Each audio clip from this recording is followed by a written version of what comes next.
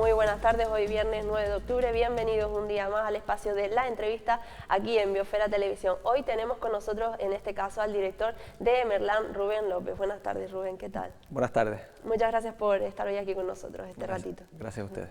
Bueno, no nos cansaremos, creo, nunca de agradecer, ¿no?, a todo tipo de asociaciones, organizaciones, ONG, que durante toda esta crisis, y lo llevamos diciendo a lo largo de toda esta pandemia, han estado ya haciendo y continúan haciendo una labor encomiable, ¿no?, para todas aquellas personas que desgraciadamente han quedado en situación de vulnerabilidad. Emerlan es una de ellas, por supuesto. No sé, me comentaba fuera de cámara, no sé cómo está la situación actualmente, si están un poco más desahogados o todo lo contrario. Bueno, pues en principio, pues lo que acabas de apuntar, ¿no?, en las asociaciones en Lanzarote, que es donde nosotros nos incumbe un poco, y a lo mejor en Canarias, pues al final muchas de ellas se han tenido que reinventar en el sentido de que nosotros al final teníamos un cometido que eran las emergencias, por ejemplo, ¿no?, y hemos tenido que empezar a acometer pues mucho tema de la parte social por la crisis esta humanitaria, pero igual que nosotros también vemos como protección civil de propios ayuntamientos que realmente están preparados para la emergencia, están hincando el codo ahí en tema de reparto de alimentos y demás, ¿no? Sí, te comentaba antes fuera de cámara, nosotros tuvimos un periodo aquí en el que estuvimos confinados, hicimos un servicio y un trabajo excepcional y la realidad que a día de hoy todo eso va en aumento, es decir, no se puede negar que vaya en aumento. Si a lo mejor en plena pandemia pues teníamos 24 familias, pues estamos hablando que a día de hoy estamos en cerca de torno a las 314. Es que es un dato que, bueno, no sé cómo se habrá quedado la gente ahora mismo en sus casas, pero es que a mí me lo ha comentado justo antes de empezar la entrevista y me ha impactado muchísimo, porque estamos hablando no estamos hablando de muchos meses, estamos hablando de apenas 2 o 3 meses en los que ha incrementado, en fin, lo estamos viendo a 314 familias. Es que de verdad me impacta realmente, porque estamos hablando de familias que piden cosas básicas al final. Sí, al final nosotros lo único que estamos ofreciendo es a través del Banco de Alimentos Europeo y el Banco de Alimentos tanto de España como la delegación que tiene aquí en Canarias, Las Palmas, y al final los ofrecemos y hay gente que muchas veces a lo mejor discrepa, ¿no?, escuches por ahí, pero es que todas esas familias son cribadas por los ayuntamientos. Claro. Es decir, hay una trabajadora social, un trabajo social, se hace un informe y el informe llega. Y mientras el ayuntamiento intenta darle respuesta, pues nosotros le facilitamos una mínima ayuda. Claro. Y la verdad que en ese apartado hemos sufrido un fuerte incremento. Se lo comentaba antes, ¿no?, que en la última entrevista fue a su compañero Miguel, que me estaba confundiendo, sí. De ahí el confundirme de nombre, a su compañero Miguel también de Emerlan, fue a finales de agosto, y me comentaba, bueno, que el tema del reparto de alimentos, como bien apuntaba, el tema de reparto de medicamentos, el tema de hacer compras, los traslados, actualmente, ¿con qué continúan? Porque sé que unas cosas sí, otras las han tenido que abandonar un poco. Bueno, nosotros fuimos un poco pioneros en el tema de velar, ¿no?, en Lanzarote por nuestros mayores. De hecho, lanzamos la campaña al segundo día de decretarse el estado de alarma, damos la campaña a las personas mayores y personas de tal que no asumieran riesgo. Nosotros tuvimos en ese periodo torno a unos 75 voluntarios trabajando diariamente en la nave, y esos voluntarios iban, recogían el dinero en la casa, le hacían las compras para que las personas mayores no se expusieran, ¿no? También es verdad que no había la información que tenemos ahora del COVID, ¿vale? Parece como que hablamos ahora de la pandemia, hace 3 meses parecía que era el fin del mundo, y hoy vemos como sí, a lo mejor también somos un poco o muy irresponsables, ¿no?, en la calle. En ese sentido, pues hemos eliminado prácticamente todo eso, solo se hacen casos excepcionales, pues porque entendemos que la gente lo necesita.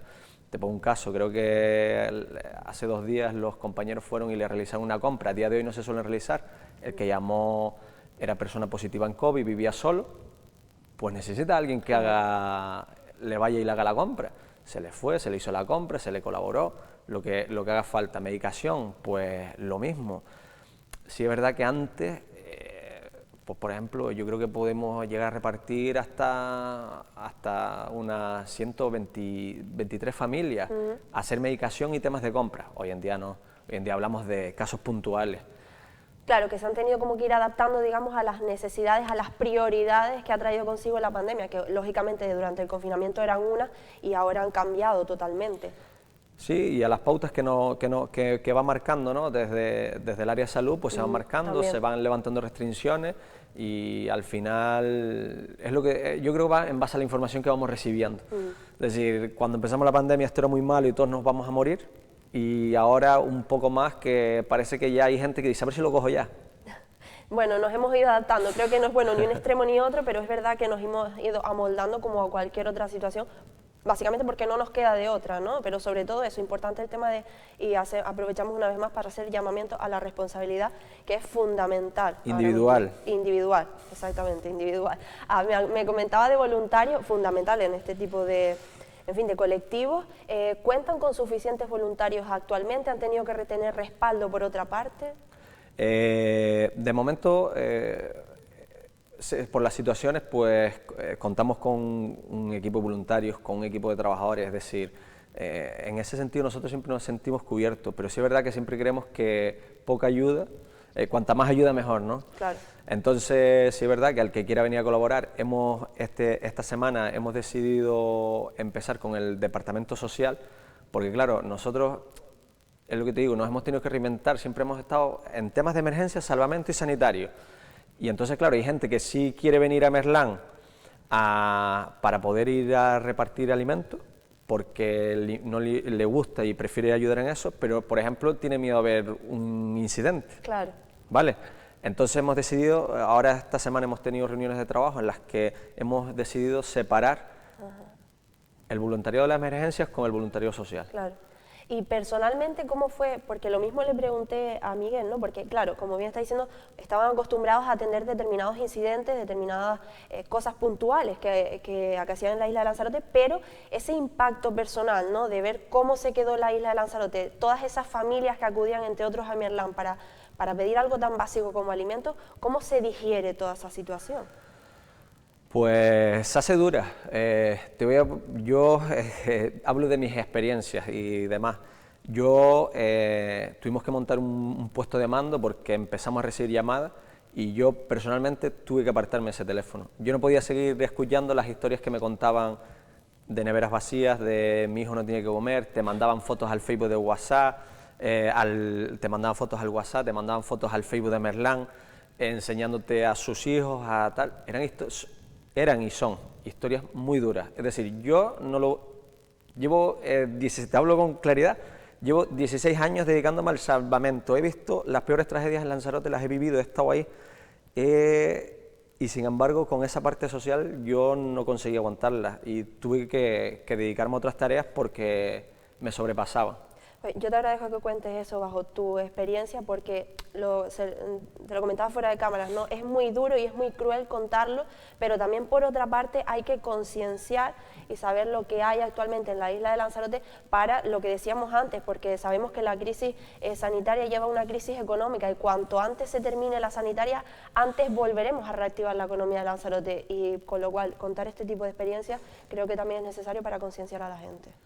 Yo os cuento, en este caso, mi experiencia, ¿no? Mis compañeros han seguido ahí dando la talla y al final siempre ha habido un poco, ¿no?, en alguien que te escuchaba al otro lado del teléfono, ¿vale? Son historias duras.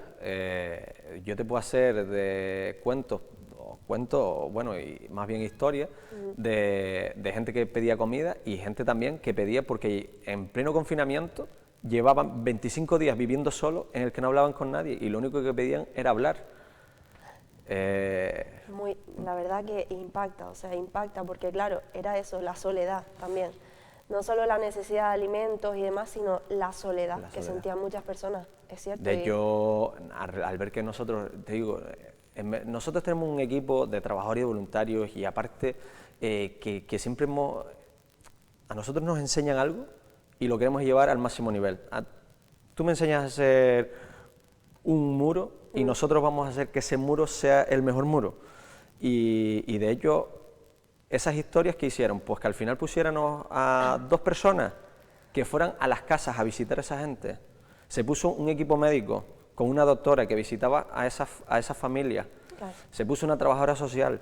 Es decir, al final se van aportando medios y vas intentando solucionar todos esos problemas, porque es lo que dices, no tener que comer o no tener ni siquiera con quién hablar, es muy duro. Es muy duro. Y sobre todo lo que hablábamos antes, ¿no? Que muchas de estas personas, de esta familia, no es que estuviesen acostumbrados, que aún así duele muchísimo, pero no es que estuviesen acostumbrados a esta situación, es que de un día para otro, debido a esta pandemia, han quedado en una situación de vulnerabilidad muy triste y cuesta, imagino, dar ese paso, y habrá quien todavía lo sufre en silencio, y desde aquí un llamamiento a toda esa gente que no tengan miedo ni vergüenza ninguna a normalizar el hecho de ir a pedir lo que necesiten, porque es que habrá gente todavía que lo sufra en silencio. Sí, yo haría un llamamiento a todas las personas que estén en esa situación, que directamente vayan a los servicios sociales de cada ayuntamiento. Creo que es la mejor manera, los trabajadores los van a atender estupendamente, puede costar, ¿vale? Ya, yo he vivido todas las etapas, yo sé que los ayuntamientos y cabildos y demás, llega un momento que está saturado, pero es que se saturó todo el país. Claro. Se saturó todo el país. Hablamos de que un trabajo que antes hacían, por ejemplo, 2 personas y atendían a 15, pasaron a atender miles. Claro.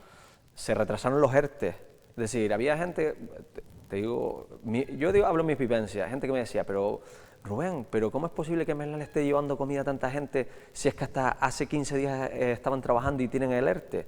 Claro que tienen el ERTE, pero es que el ERTE se colapsó. Y hay gente que tardó hasta 3, 4 y 5 meses en recibir el primer ingreso del ERTE. Sí, se colapsó todo desde luego, y es lo que decimos, ¿no? Que si se saca algo positivo dentro de toda esta, en fin, todas estas atrocidades, digámoslo así, es cómo nos hemos volcado, ¿no? De alguna manera, y la solidaridad que se ha mostrado, exceptuando una minoría, ¿no? Quiero pensarlo así, pero cómo nos hemos volcado todos y nos hemos unido para ayudar a todas aquellas personas que lo han necesitado. Pues sí. Y cómo se han volcado las empresas en general en Lanzarote. Es decir, las empresas desde el minuto 1 estuvieron ahí apoyando a muchos colectivos. A nosotros nos apoyaron muchísimas empresas y a otros también. Y ellos también estaban pasando sus necesidades, incluso gente que nos dejaba camiones cuando su empresa actualmente estaba cerrada. Claro. Sí, es fundamental, y creo que ha sido lo que ha salvado precisamente un poco toda esta situación, ¿no? Que nos hemos unido de alguna manera. Sí, y claro, también al final vamos recibiendo información, van cambiando tal, y ahora pues tenemos todo ya más controlado. Es decir, hubo un momento de descontrol total y ahora sí es verdad que ya entra todo de forma más controlada, más escalonada. Claro, y es más fácil de digerir, ¿no? Claro, nos pilló de sorpresa a todos, eso está claro, a todo el mundo, sin duda, ahora poco a poco, pero vamos, insisto, esa cifra me parece escalofriante, la cantidad de familias que hay actualmente para Lanzarote, que es una isla tan, en fin, pequeñita entre lo que cabe. Yo hablo de las familias que actualmente lleva Meslan. Hablamos que el municipio de Yaiza, que se encargan los compañeros de Protección Civil, tendrán también sus necesidades, Tinajo, es decir... Claro. Sí, que la cosa va más allá todavía. No hablamos de 300, hablamos de muchas más. Desde luego. Y me hablaba antes también porque ustedes que están en primera línea, digo yo que al ver determinados colectivos, insisto, creo que es una minoría afortunadamente, pero una minoría que puede hacer mucho daño, esa gente que todavía tiene determinados comportamientos irresponsables, ustedes que están en primera línea y están ayudando a todas esas personas que han quedado afectadas por esta crisis, imagino que les darán ganas de, no sé, de saltar por todos lados, imagino, ¿no? Pues sí, la verdad que sí, es que quedaría muy mal lo que me lo imagino, ¿no? Me lo imagino. Es decir, al final, pues sí, porque nosotros en plena pandemia, todos nosotros nos confinamos de una manera que fue nuestra nave, hicimos nuestra nave, nuestro fortín. Es decir, nosotros nos sentimos afortunados. En Emerlán hubo 75 personas durante 3 meses comiendo en esa nave y saliendo todos los días a ayudar. Claro. Y nunca tuvimos un brote. Claro. Yo creo que las medidas que eran muy básicas, que fue desde el minuto 1 todos tuvimos mascarilla, desde el minuto 1 los distanciamientos comiendo, ventilación y demás, pues yo creo que fueron medidas que podemos hacer todos y que a nosotros nos han resultado efectivos. Eso no quiere decir que mañana no se dé un brote en Emerlán, claro, porque claro que se puede dar, pero sí es verdad que nosotros, los pocos medios que nos han dado, los hemos intentado cumplir y ha dado resultados. Que se trata de eso al final, que a pesar de que quisieran contar con más recursos, con lo que tienen, pues evitar dentro de lo que cabe que la situación pueda También empeorar. es verdad que después cada uno llega a su ámbito familiar y cada uno tiene sus problemas. Yo en esa época, pues mi mujer estaba embarazada, tenía que usar un baño, el compañero, sus padres eran mayores, el otro, el tal, y entonces sí es verdad que la gente se cuida y actualmente también la formación que recibimos. Yo desde aquí, decir, yo si alguien tengo que agradecer a alguien es al teniente de la comandancia de aquí de Costa Teguise y a la comandancia de Las Palmas, porque nos autorizó. Nosotros no teníamos ni idea de cómo actuar, ponernos un EPI. Claro. Es decir, pero es que ni nosotros ni el hospital. Claro. El teniente es formador e instructor de la unidad NRBQ de la Guardia Civil desde hace bastantes años. Una simple llamada de teléfono, una simple solicitud, y a los 2 días de plena pandemia nosotros teníamos a 35 voluntarios y trabajadores de Merlán que sabían equiparse, desvestirse y vestirse de arriba abajo con un EPI para, si hacía falta, hacer una intervención que requiere esos equipos, ¿no? A día de hoy te quedas alucinando, es decir, donde antes veías 40 fallos, como ahora ya es a diario. Claro. Por ponerte un ejemplo, es que es a diario, es decir, nuestra ambulancia que tenemos operativa 24 horas al día se viste y desviste 2 veces y 3 veces al día, claro. Porque aparte que estamos en eso de que una mínima sospecha es COVID, y al final la mejor forma es entrenarlo. Claro, es como que lo vas interiorizando, ¿no? Todo, sí. Y entonces al final lo haces como casi de manera automática, que no quita el sacrificio y el esfuerzo, por supuestísimo, que lleva todo eso, y por eso insisto, la gente que se piense antes de llevar a cabo algún comportamiento irresponsable, incívico, que tenga en cuenta el trabajo que hacen que se expone tanto al personal del hospital, se expone al personal de las ambulancias, el gremio de las ambulancias en general, de Lanzarote y de Canarias. Es decir, la gente tiene que estar súper agradecida, ¿no? Mis compañeros llegan a un domicilio y llegan con una mascarilla igual que llegamos ahora aquí al plató, te hacen 4 preguntas, te hacen una valoración y de repente dicen, ¡pam!, sospechen COVID, y ya cambia la cosa, y dicen, estoy aquí metido, claro. Hay casas que apenas tienen ventilación, claro. Salen rápido, se visten en la ambulancia, entran porque te tienen que trasladar, claro. Y al final se van para la casa con la duda de, uff, estará tal, gracias a que al final ahora las PCR son súper rápidas, te comunica, mira, dio negativo, dio positivo, tal, y entonces ya hay unos protocolos. Sí, afortunadamente los protocolos y la manera de actuar en Lanzarote creo que ha sido muy buena, y creo que es lo que nos ha salvado también de impedir que continúe esto. Sí, es verdad que hemos estado semanas atrás en unos datos un poco peligrosos, pero afortunadamente hemos vuelto a demostrar que podemos bajar, ¿no? Esa famosa curva. Sí, a doblegar la curva. Sí. Es decir, al final vemos que todo el país está igual, sí.